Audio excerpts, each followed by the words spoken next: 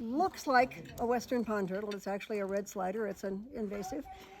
We don't kill pond turtles for their shells.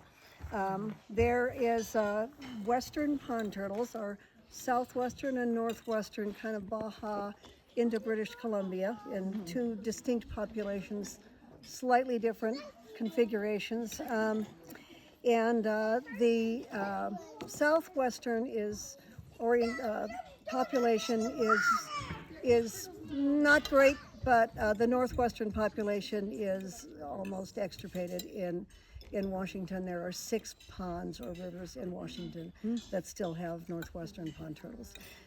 Southern Oregon happens to be a bit of a lovely hotspot for western pond turtles, northwestern pond turtles, and so there are so this is a big study area. And when we got cows off the land in 2005 and then put up the fences around the wetlands to keep invading cows and our goats out of the wetlands, our water table started to rise. We had these big gullies where 1,000-pound cows walk in a line and make a big gully, and all the water runs down really fast. So the water table started coming up, and that year we found a pond turtle in our pond, which was dug in 1970s for cows. And then the next year we saw a turtle with a baby on its back, which they don't actually do often, and got a picture of it, and it's like, well, look, what are these? And so we started asking around, and the hydrobiologist said they walk. That's how they got there. And this particular pond, they're actually river turtles, and most of them live in lowland rivers.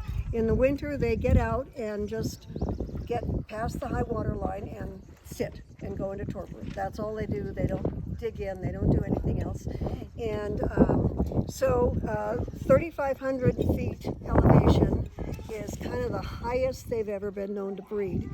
And this pond is 4,850, and it is packed with babies. It is jammed. So if you come up, you'll see it's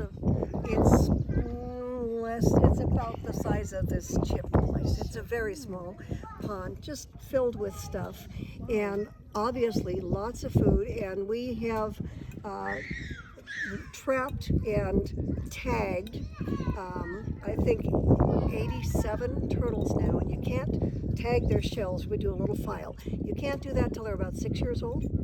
And so every year they come out at quarter size. So we're finding these little quarter size babies, and we know that we probably have at least 120 turtles in this little tiny pond. And so it's been a study pond for about 11 years now. So we're going to be walking up to behind a blind, because if the turtles see us, they go, no, I'm not here. And you'd have to swim to find them.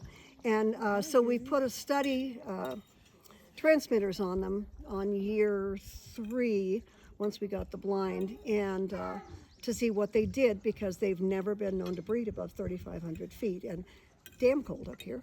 And so the answer is they stay in the water active, which is of course what we would do, because that's where it's warmer than out in the snow. And the pond ice is about halfway over, not solid, but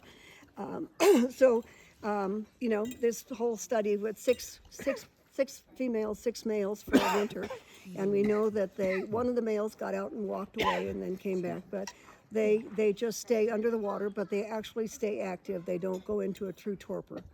And so lots of food in there, and we found, I think Daniel found our first nest site. I think we found about 6 nest sites so far. And we found one of them because there were cracked eggs, because somebody ate the eggs with the turtles inside. And the next one we found shells that clearly the turtles had hatched and had made it the whole way. So this is this amazingly productive study pond that's studied 2 or 3 times a year.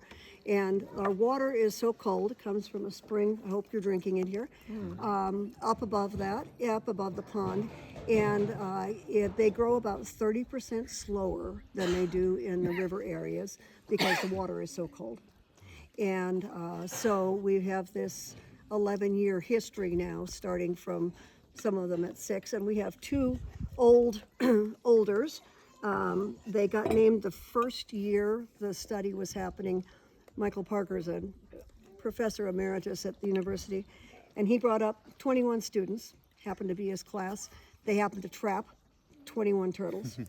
And so, they did all the measurements and weights, and, they measure the carapace and the plastron, they do all the, and you can count rings. This one's too old, but they're like trees. You can count growth rings for a while, up to about 12 years, and then they just start blending together. And so they did this whole big study, and then all the kids, the students, put a name next to each turtle. So we have Bee, and she's estimated to be between 50 and 60 years old. Whoa. And Bruno, who were the 2 biggest, oldest ones that first year. They're still around. They still go in the trap almost every time, going, I like sardines. I like them. And Michael says the tomato sardines are the hit. And so he sets 3 or 4 traps and then brings them up. And we have an adult, probably in the 20 years, who Michael was up earlier this year, and has new bite marks on him. So this is a riverine, but he's got bear marks on him. And Bee is missing part of her tail and part of a hand, a rear foot, I think, from probably a bear. And Bruno has bite marks like this from a bear and is missing a different foot. And he's got a scar on his head. So when we see them, we have as I say, the tag system is we file on their shell, and this is 10s, this is 1s, and you can get a lot of turtles numbered. But when we find them, we go, well, he's here another year. And so they've been studied and weighed for, I think it's 11 years now. So it's pretty neat that we have this mildly accidental pond, and this huge, because this is a volcano, the water runs after this, after the volcano blew 22 million years ago, and there were landslides. That's what made the valley. This used to be 10,000 feet here, so we're at a height of just over 5,000. And so there is a lot of the intersection between impervious rock and pervious rock, and the water just gets on top of the hard rock and comes up through the soft rock. So what we're drinking is an artesian spring that is actually under some pressure, so it literally pops up out of the ground, and of course we seal it right away. But you crossed a lot of, if you're running, you crossed a number of seep springs where the water and the land intersect, and then the water surfaces. And so because of that, we have this wonderful drainage with all these wetlands and wet meadows. And then our water is owned by the state. Our surface water is owned by the state except for domestic use, and goes to the Talent Irrigation District. But we send a lot of very, very fresh water. Once we got the cows off, our water started being the purity test. That this is before, that's after. Once you start going down the creeks and you see what the cows do in the creeks, So this is probably a male. This is the carapace, is the top part, plastron. This is, I'll pass this around. This is actually, the ribs are in here. And the shell, carapace, is fused to the ribs. This is a sternum.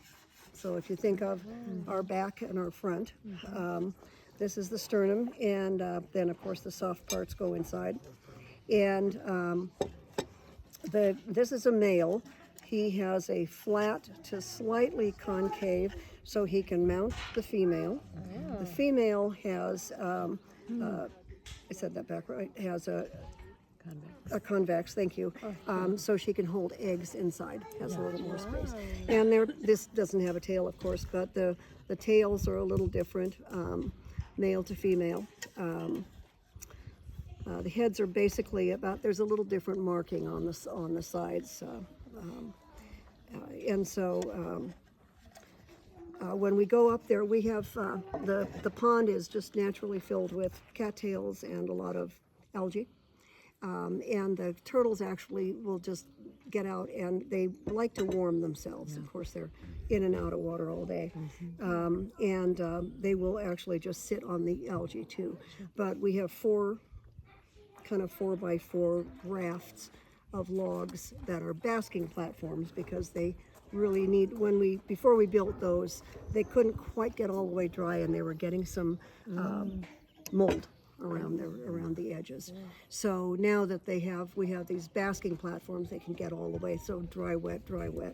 But 2 of our basking platforms are sinking, just getting waterlogged. So if anyone would like to be in a project to rebuild 2 log rafts this year, 2 out of the 4, we're going to rebuild them, and they just literally tie them together with